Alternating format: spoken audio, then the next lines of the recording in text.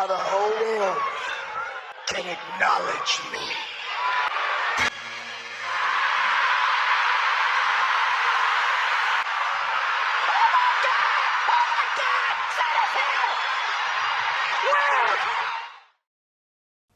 No sé si es demasiado tarde o tal vez demasiado pronto para hacer este video. Tal vez no he dejado madurar el combate lo suficiente, pero se me ocurrió hablar de toda esta historia porque ya es final de año y para mí al menos fue uno de los acontecimientos que más esperé durante meses. Desde que terminó WrestleMania y comenzaron los rumores del regreso de John Cena, para mí no había otra opción que verlo enfrentar a Roman Reigns en lo que fue de hecho el evento más grande de todo el 2021 para la WWE con más de 50,000 asistentes en Las Vegas.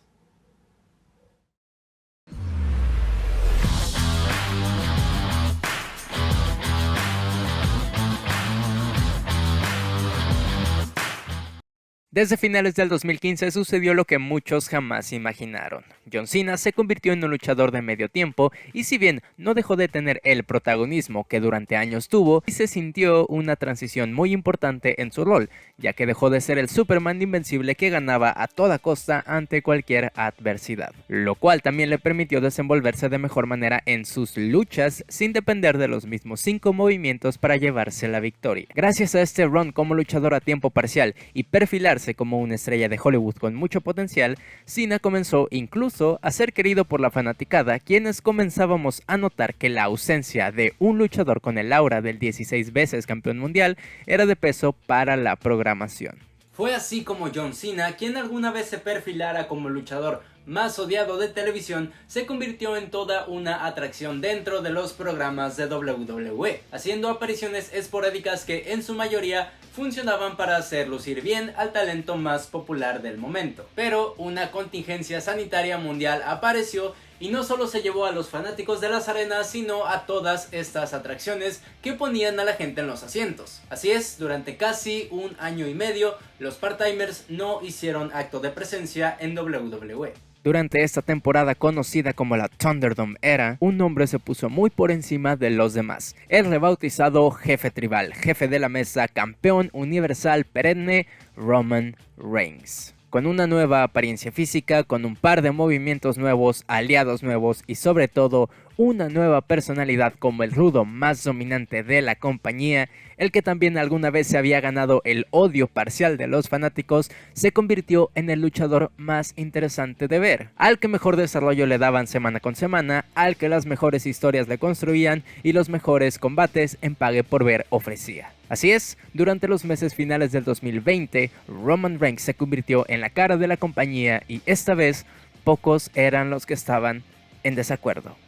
De esta manera llegamos al verano del 2021, donde los fanáticos luego de 16 meses volvían a los shows de WWE y no volvían solos, pues de la misma manera los grandes nombres estaban por regresar a la televisión de WWE, siendo uno de los más sonados el de John Cena. Luego de su última aparición, el combate casi tributo a su carrera en WrestleMania 36, John Cena hizo su regreso en los momentos finales de Money in the Bank en un hecho que casi todos estábamos seguros que sucedería, pero que fue difícil no emocionarse. Yo uno más, por supuesto.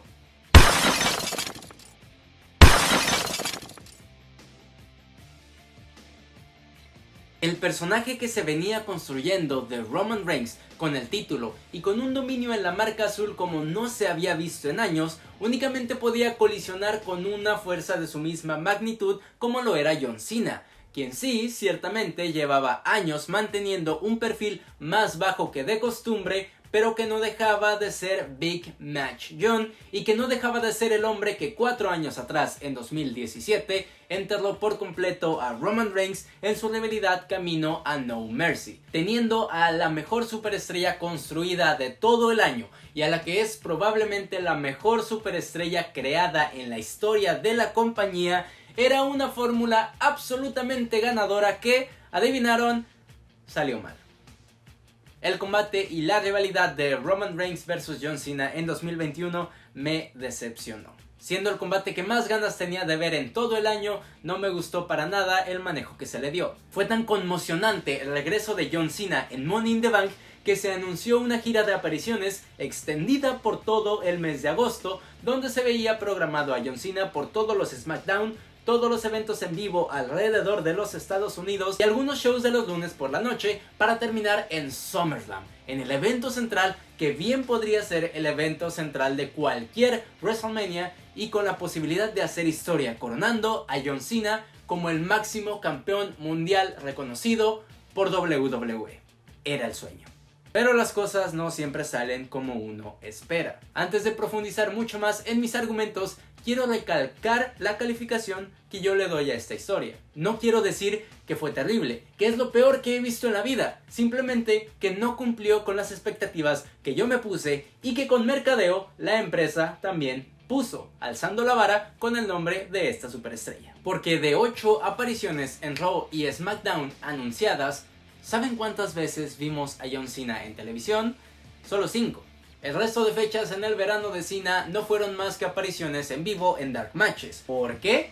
Nadie lo sabe. Ni siquiera estamos hablando de que se tratara de cuidar a Cena para su combate. Al contrario, en la mayoría de sus fechas del verano tuvo un combate, pero ninguno de ellos se dio en la programación televisiva. Y reitero, su regreso al final de Money in the Bank es uno de los mejores momentos en todo este año.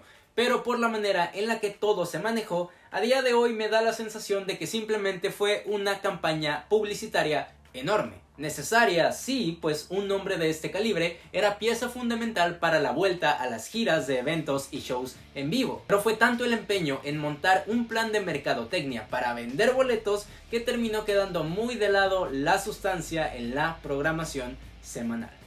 La misma gente dentro de WWE era consciente del poco esfuerzo que se le puso al desarrollo de esta historia, pues sabían que era una lucha que se vendía sola, por lo que la historia terminó por ser mediocre según los mismos escritores. Era tanta la expectativa de negocios basada en el regreso de Cena que incluso para no quedarse fuera de la comercialización del futuro, se armó la venta de piezas NFT con la vestimenta que usó el luchador durante su encuentro en SummerSlam, y como muchos otros puntos en esta historia, terminó siendo un fracaso, pues de 500 piezas puestas a la venta, únicamente se adquirieron 37.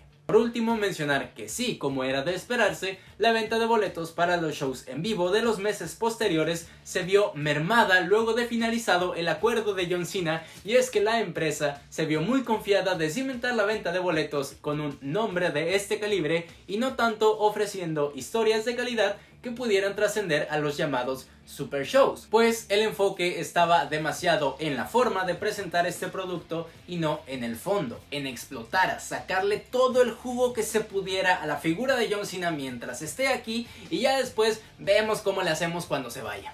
Como se mencionó anteriormente, los mismos escritores reconocían no estar haciendo un trabajo a la altura para lo que un combate de este nivel merecía. Que sí, claro que un Roman Reigns vs John Cena vende cualquier arena, cualquier evento, pero eso no significa que nosotros no queramos ver una construcción memorable para este encuentro. Sí fue una rivalidad con muchos puntos débiles y a continuación nos adentraremos en ella.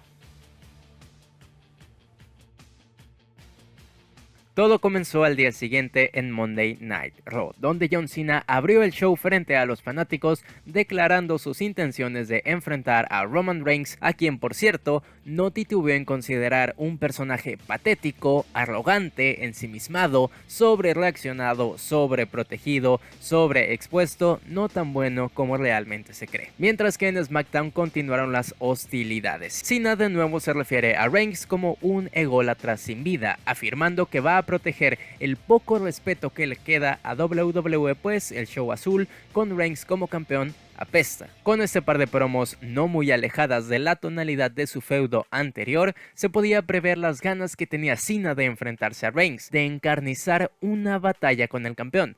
Vamos, es John Cena. Si alguien no debería tenerle miedo a Reigns, es John Cena.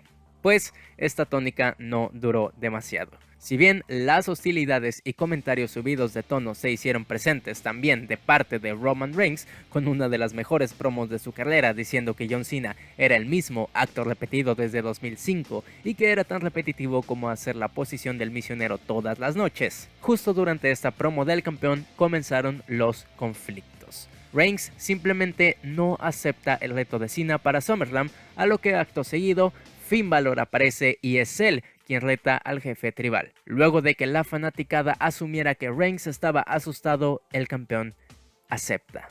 Aquí se muestra el que tal vez es mi problema principal en toda esta historia. El poco peso que se le da a John Cena y el sentimiento de no ser un rival importante para Reigns. Pudiéramos decir que Reigns está huyendo de Cena, que acepta el reto de Balor porque lo considera inferior a él, pero este no era el enfoque necesario. No era necesario añadir más variables a una lucha que con 2 promos ya se estaba calentando. Con 2 rivales que tienen mucho más que decirse que solo un tú me tienes miedo porque soy mejor que tú. Y se tocan estos aspectos. Las promos son muy buenas, se juega con la línea de la realidad y la ficción al mencionar los personajes de ambos luchadores, pero se toca de manera como si solo fuese un punchline, como si solo se tratara de una línea para que la gente reaccione sin profundizar más allá. Se mencionan incluso hechos de la historia como la salida de Dean Ambrose, pero el aura de la rivalidad se ve afectado cuando luego de estas promos salieron los agentes externos como Finn Balor o Baron Corbin a intervenir. El regreso de Balor al roster principal, la concepción del nuevo personaje de Baron Corbin y el evento central de SummerSlam. Juntaron 3 historias que no tenían nada que ver y que podían desarrollarse a la perfección de manera independiente, pues de hecho ninguna aporta nada a la otra. Corbin terminó en un feudo con Biggie, Balor solo estorbó durante estas semanas y la historia principal se vio entorpecida con todos estos elementos cuando lo único necesario era John Cena y Roman Reigns. El segmento de la firma de contrato se siente sucio e innecesario. No le he encontrado mucho sentido desde la primera vez que lo vi. Aquí es donde cambia el sentido de la historia, pues ya no es John Cena, la superestrella más grande en la historia, el máximo campeón mundial, reclamando el lugar que le pertenece, sino es John Cena, un luchador que efectivamente se muestra inferior a Reigns y que justo admite que su victoria se puede dar no porque es el mejor, sino por suerte. Cena lo dice, Reigns me va a dar una paliza en SummerSlam, pero va a perder. ¿Qué? ¿Cuándo? ¿Cuándo John Cena hace declaraciones como estas? ¿Cuándo John Cena ganará de chiripa con un paquetito? Estamos hablando del güey que él solo venció a los Nexus y ni siquiera él mismo se cree superior a Roman Reigns. John Cena no es un underdog. Ni siquiera Finn Balor durante estas semanas habla de sí mismo como John Cena lo hizo rumbo a este combate. Una semana antes del evento, Cena menciona que ni siquiera necesita lucirse, solo necesita vencer a Reigns. Cena es tan grande que puede pasar desapercibido y solo hacer la historia que necesita con una victoria. Pero yo les pregunto, ¿debemos tomar esta historia convincente? ¿Debemos creer que una lucha por campeonato mundial entre Roman Reigns y John Cena, a este último ni siquiera le importa la lucha mientras pueda salir como 17 veces campeón mundial? Eso suena todo lo contrario a un John Cena que nunca se rinde porque se está rindiendo, porque sabe que Reigns puede pasarle por encima, pero mientras gane no le importa. Mientras le haga la cuenta de 3 es suficiente. Uno de los eventos centrales más grandes en la historia de SummerSlam dejaba de ser Roman Reigns vs John Cena para reducirse a John Cena queriendo romper su propio récord a como diera lugar. Y si hablamos de cosas añadidas a esta historia solo porque sí, no olvidar que Reigns incluso apostó su carrera en esta lucha de manera innecesaria.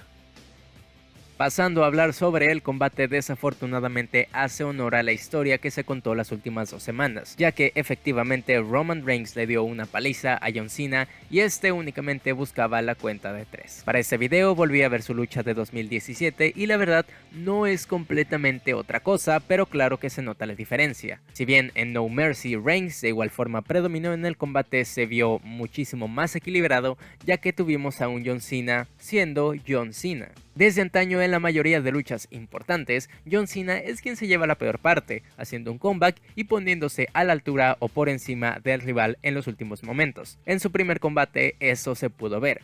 Reigns dominó los primeros minutos de la lucha sin mucho esfuerzo, para que con el pasar de los minutos el combate se convirtiera en una verdadera guerra que hasta salió del cuadrilátero dando buenos spots en los alrededores como la barricada de fanáticos o la mesa de comentarios. En SummerSlam, John Cena prácticamente no existió ante Roman Reigns.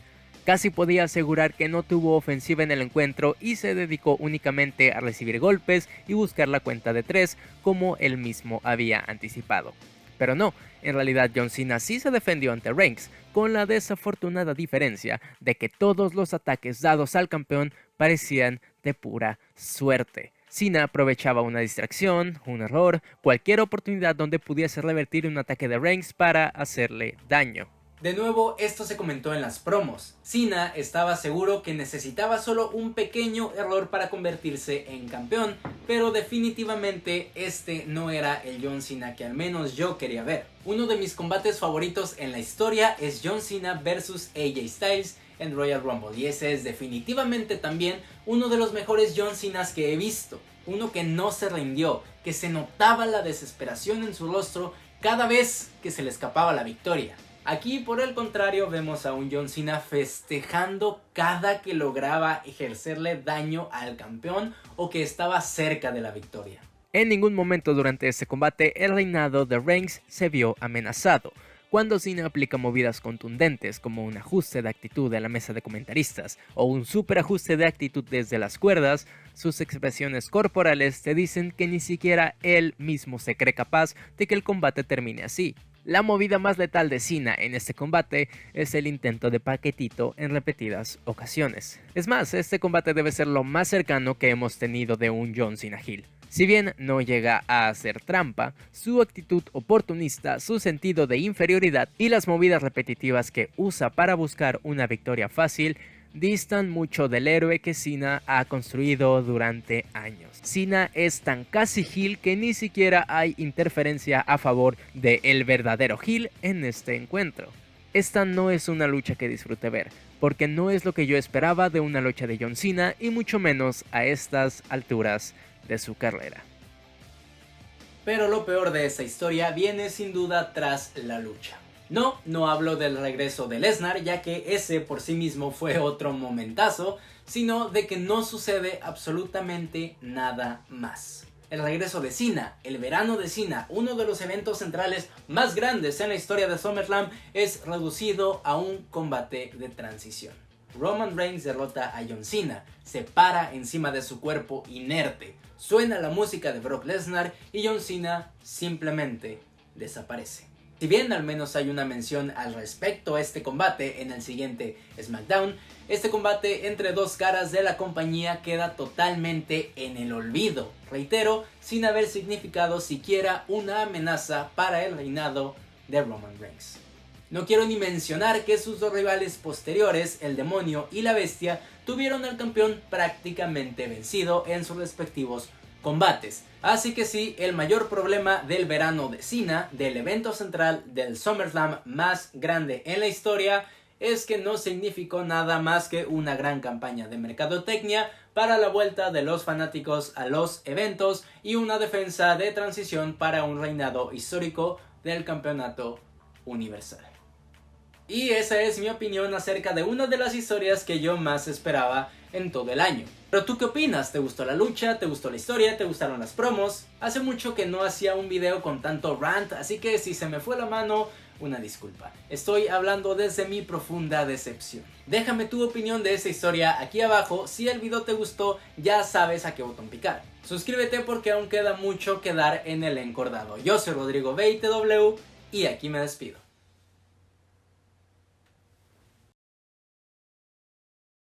Si te preguntaste durante todo el video qué rayos es lo que tengo en el brazo, pues nada más es un parche, porque el día de hoy fui a donar sangre y debía tenerlo puesto alrededor de 6 horas y no podía esperar más. Este video tiene que salir para mañana, así que tuve que grabarlo así. Y dona sangre, dona vida, ayuda a los demás. Chao.